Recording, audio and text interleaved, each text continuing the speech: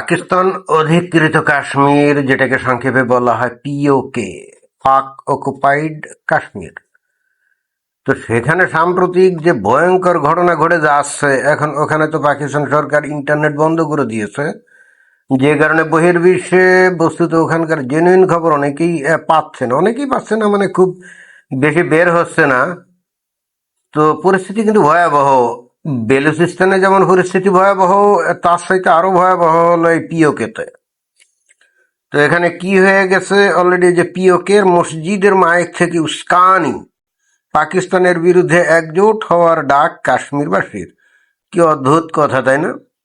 কি অদ্ভুত কথা। অর্থাৎ ভারত ওই পাকিস্তানের বিরুদ্ধে তারা জোট বেঁধেছে।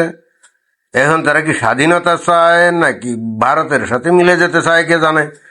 কিছুদিন আগে তো আমরা শুনছিলাম যে ওখানকার নেতারা নাকি বলছে, ভারতের প্রতি আহ্বান জানিয়েছে তাদেরকে সাহায্য করার জন্য। তো এ বিষয়ে আমি একটা ভিডিও বানিয়েছিলাম, এবং সেই ভিডিওতে আমি বলেছিলাম যে ভারত যদি এই কাশ্মীরিদেরকে সাহায্য করে, এই মোমেন্টে যদি তারা মনে করে যে এইবার এই পাকিস্তানকে দেখে ছাড়বো, এরকম চিন্তা ভাবনা করে যদি তারা এরকম কাশ্মীরিদের সাহায্য সহযোগিতা করতে যায়, তাহলে ভারত নিশ্চিত পাতা ফাঁদে পা দিবে।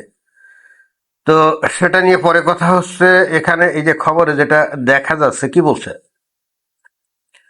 যদিও ভারত থেকেই খবর ছাপিয়েছে, যেমন এই যে আজকাল, ভারতে আজকাল নামে একটা পত্রিকা আছে, সেখানে সেই অনলাইন পোর্টালে বলছে কি যে পাকিস্তানের দখলে থাকা কাশ্মীর পিওকে কাশ্মীরে এক নজিরবিহীন উত্তাল পরিস্থিতি সৃষ্টি হয়েছে, যা ৯০-এর দশকের ভূ রাজনৈতিক চিত্রকে এক প্রকার উল্টে দিয়েছে। তো ৯০ দশকে কি কি হতো? গত কয়েক দশক ধরে যে অঞ্চলের মসজিদ থেকে ভারতীয় কাশ্মীরের যুবকদেরকে উস্কে দেওয়ার মতো ঘটনা শোনা যেত, আজ সেই মুজাফফরাবাদ ও রাওয়ালকোটের মসজিদগুলোর মাইক থেকে পাক বাহিনীর চরম অত্যাচারের বিরুদ্ধে একজোট হওয়ার ডাক দেওয়া হচ্ছে। Joint army action committee JAAC এর ব্যানারে সংঘ সংঘ সংগঠিত সংগঠিত সাধারণ মানুষের এই বিশাল গণবিক্ষোভ সামলাতে কার্যত না বিশ্বাস উঠছে পাকিস্তান প্রশাসনের।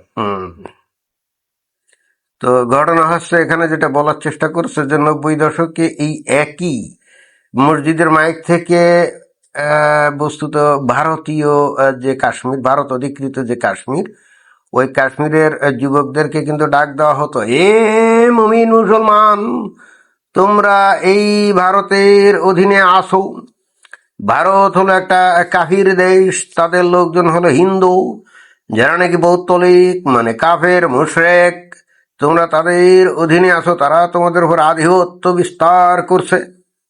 অর্থাৎ তাদের আধিপত্য থেকে মুক্তি পাওয়ার জন্য তোমরা অতি সত্বর আমাদের এই অঞ্চলে চলে আসো, অর্থাৎ পাকিস্তানের কাশ্মীরে চলে আসো। এসে এখানে ট্রেনিং নাও, অস্ত্রপাতি প্রশিক্ষণ নাও, এবং অতঃপর অস্ত্রপাতি বোমা টোমা নিয়ে আবার ভারতে ফিরে গিয়ে ভারতের বিরুদ্ধে যুদ্ধ করো।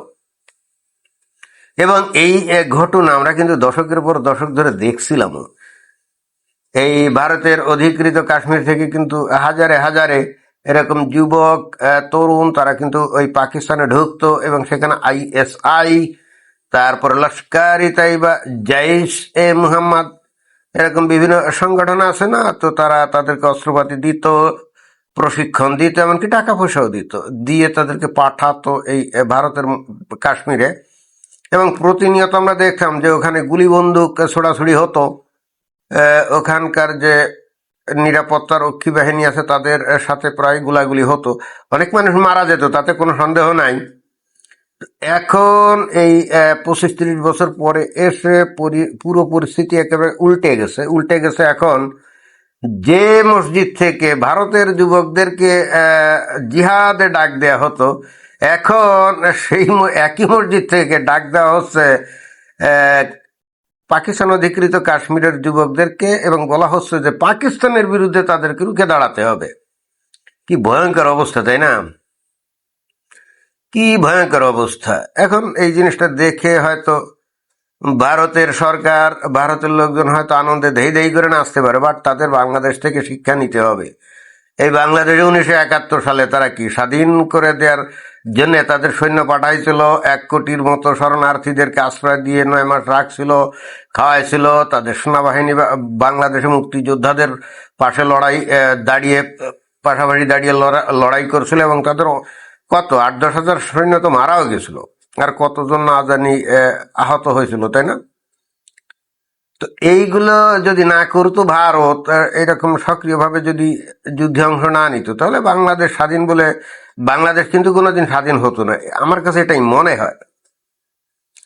এখন এই 55-56 বছর পরে এসে ভারত কি দেখছে, বিশ্বের সঙ্গে খেয়াল করছে যে বাংলাদেশকে স্বাধীন হওয়ার জন্য তারা সহযোগিতা করছিল, সেই বাংলাদেশের পাবলিক ভয়ঙ্কর রকম ভাবে ধর্মান্ধ হয়ে এখন ভারতের বিরুদ্ধে বিষোদ্গার করে এবং বলে ভারত কি এমনি এমনি সাহায্য করছিল নাকি। ভারত তো বস্তুত নিজ স্বার্থে সাহায্য করছিল পাকিস্তানকে ভেঙে দিয়ে, তাই না? পাকিস্তানকে ভেঙে দিয়ে, হ্যাঁ। এবং এই সমস্ত ন্যারেটিভ দিয়ে বস্তুত ভারতের যে অবদান তাকে একেবারে পুরোই অস্বীকার করে। এরকম কি করছে নাকি করছে না?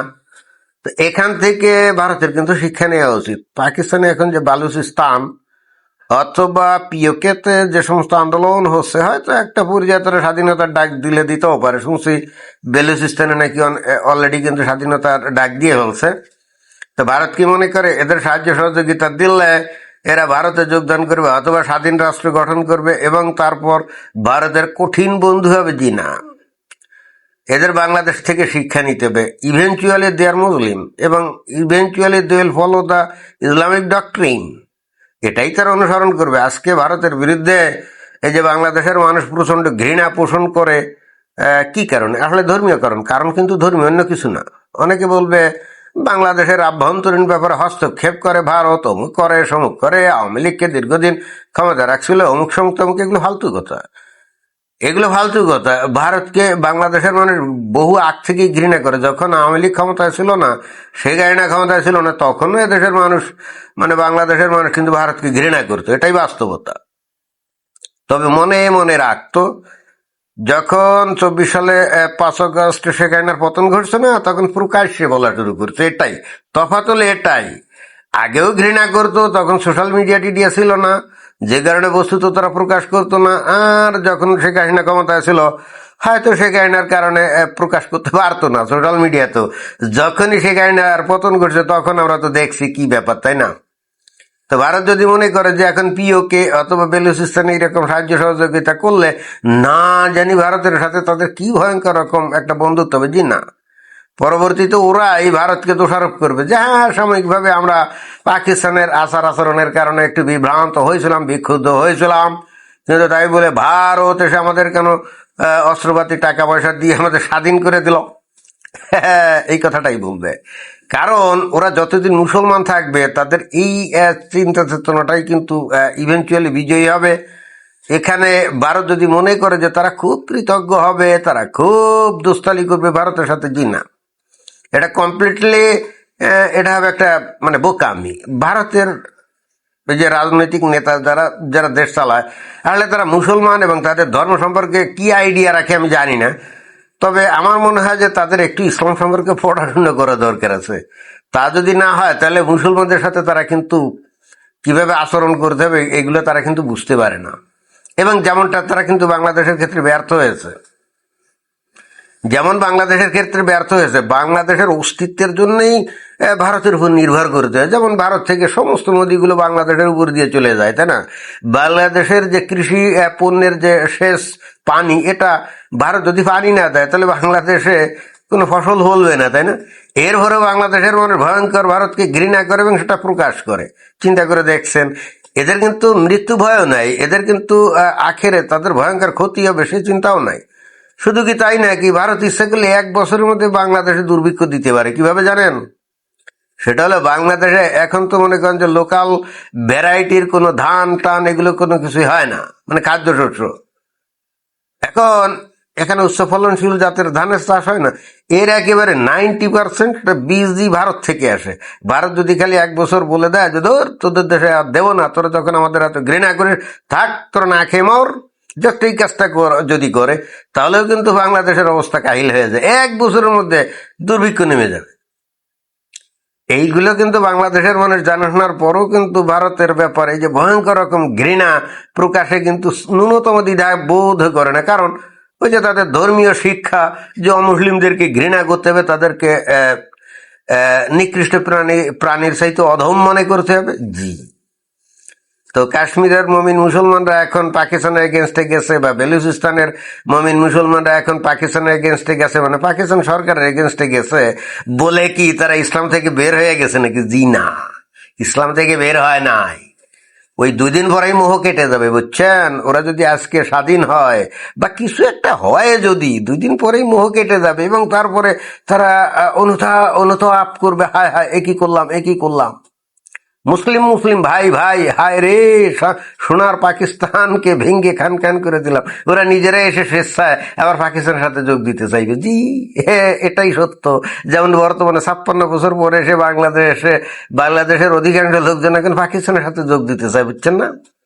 এবং পরিশেষে যেটা বললি সেটা হলো যে ভারত অধিকৃত কাশ্মীর আছে না, দেখেন পাকিস্তান অধিকৃত কাশ্মীর, সেখানের লোকজন এখন পাকিস্তানের এগেনস্টে, পাকিস্তান সরকারের এগেনস্টে আন্দোলন করছে, রাইট? ইন্টারেস্টিং ব্যাপার কি জানেন, ভারতের অধিকৃত কাশ্মীরের লোকজন কিন্তু সমর্থন করছে না।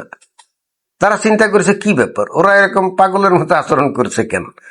ভারতের খেয়ে, ভারতের পরে, ভারতের মধ্যে বাস করে শান্তিতে থেকে এই কাশ্মীরের একটা সিংহভাগ জনগণ আছে যারা ভারতকে ভয়ঙ্কর ঘৃণা করে এবং এখনো ভারত থেকে আলাদা হয়ে যাওয়ার জন্য তারা সংগ্রাম করে।